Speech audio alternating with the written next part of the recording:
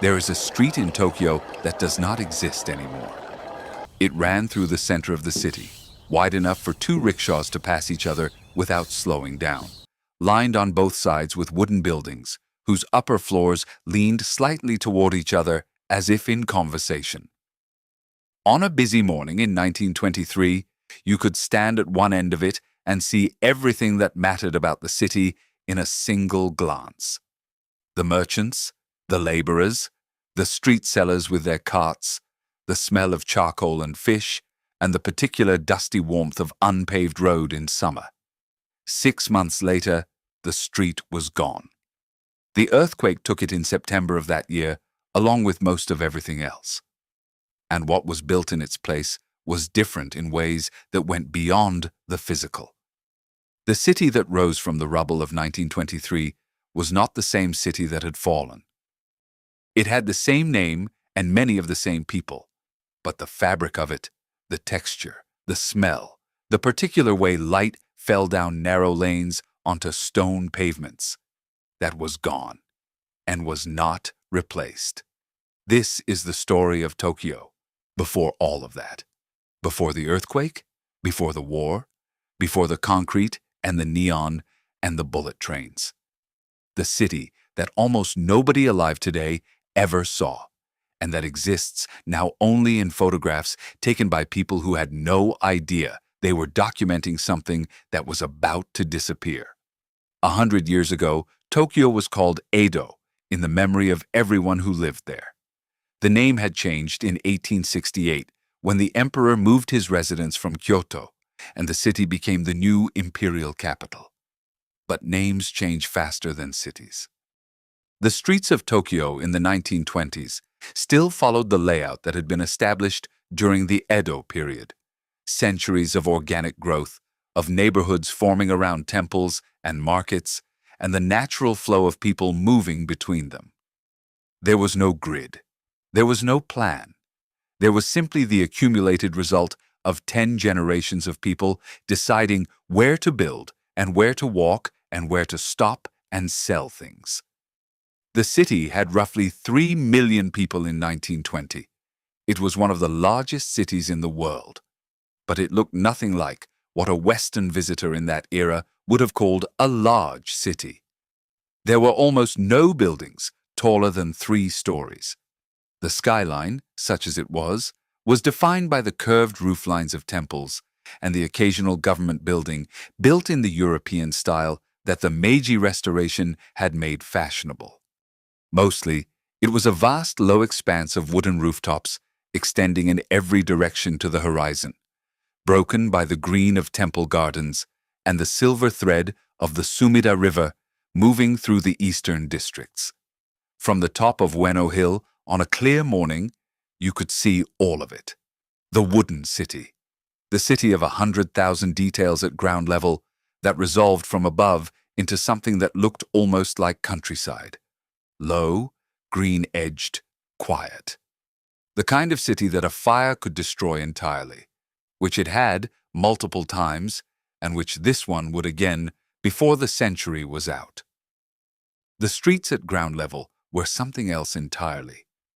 In the shitamachi, the low city, the old merchant and artisan districts that ran through the eastern part of Tokyo, the streets were narrow enough that neighbors on opposite sides could pass things between their windows. They were not paved in most places. They were compacted earth that turned to mud in the rainy season and cracked in the summer heat and froze in February into a surface so hard and uneven that the rickshaw men learned every pothole by feel and navigated them at full speed in complete darkness. The smell of shitamachi in the morning was specific and irreproducible. Charcoal fires lit before dawn, fish being prepared at the market 2 streets over, the particular fermented smell of miso and pickled vegetables that came from every kitchen simultaneously as the city woke up. Canal water, which ran through this part of the city in a network of channels that had been the arteries of the Edo economy, and still moved goods and people and waste through the lower districts. And underneath all of it, permanently, the smell of wood. The houses, the shop fronts, the bridges, the temple gates, the furniture on the street, everything was wood. And in the heat of summer, the whole city had a warm, resinous smell like the inside of a cedar chest. This was not a smell anyone thought to describe because it was simply the smell of being in Tokyo. It was the air. You breathed it without noticing it the way you breathe any air. The first time it became describable was when it was gone. The rickshaw had been invented in Tokyo in 1869, and within a decade there were tens of thousands of them on the streets of the city. A two-wheeled cart pulled by a man on foot, the jinrikisha, which means human-powered vehicle. By the 1920s, the rickshaw was beginning to be displaced by the electric tram lines that had been running since 1903, but it was far from gone. In the narrow streets of Shitamachi, where the trams could not reach, the rickshaw men were still the fastest way to move through the city, and the fastest of them were known by name and reputation the way that racing drivers would later be known. The rickshaw men were a particular kind of person. They worked in all weather. They knew every street in their district intimately, not just the main routes, but the shortcut through the temple grounds and the alley behind the sake warehouse that saved 4 minutes on the route to the station. They carried businessmen and geisha and government officials and ordinary households moving house, and they maintained a professional distance from all of them, while simultaneously knowing more about the city's daily movements than anyone else. In the morning rush, the better rickshaw men would be booked before dawn. Regular customers had arrangements. The same man at the same time each morning, rain or cold or festival day. The relationship between a regular customer and his rickshaw man was decades long in some cases, the kind of working relationship that blurred quietly into something that resembled friendship without ever quite becoming it. The last working rickshaw for hire in Tokyo operated until the late 1960s. By then, it was already a curiosity, something tourists photographed. The men who had pulled them through the shitamachi in 1923 and survived the earthquake and rebuilt their routes through the rubble and gone on pulling through the years of war and the years of reconstruction were old men by then. And when they retired, there was nobody to replace them because the city they had known how to navigate no longer existed. The Sumida River was the eastern boundary of the old city and its economic heart simultaneously. In 1920, the river was crowded, not with pleasure boats and tourist ferries as it is today, but with working craft of every description. Flat-bottomed cargo boats carrying rice and timber and coal and ceramics, fishing boats coming in from the bay, ferries crossing between the eastern and western banks at a dozen different points, small skiffs carrying single passengers across for a few sen when the nearest bridge was too far to walk. The river had been the reason Tokyo existed where it did.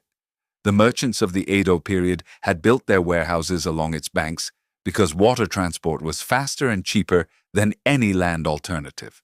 The great storehouses, the kura, stood along the western bank of the Sumida in rows, their thick, white plastered walls and black-tiled roofs designed to resist the fires that swept through the wooden city regularly. Some of them survived the earthquake of 1923. Fewer survived the firebombing of 1945. Almost none survive today. The bridges over the Sumida were public spaces in the way that parks are public spaces. People stopped on them. They fished from them. They watched the river traffic below and the distant shape of Mount Fuji on clear winter mornings when the air was clean enough to see that far. The old Ryogoku Bridge, which had been the longest bridge in the city for most of its history, was a destination as well as a crossing. The area around it was the entertainment district of Old Tokyo, full of theaters and food stalls and the particular atmosphere of a place where large numbers of people came specifically to enjoy themselves. The earthquake of 1923 destroyed most of the bridges. The ones that replaced them were made of concrete and steel and built to withstand future disasters. They were stronger and safer, and entirely without the character of what they replaced. The river itself narrowed over the following decades as the city filled in its edges for development. The kura disappeared one by one.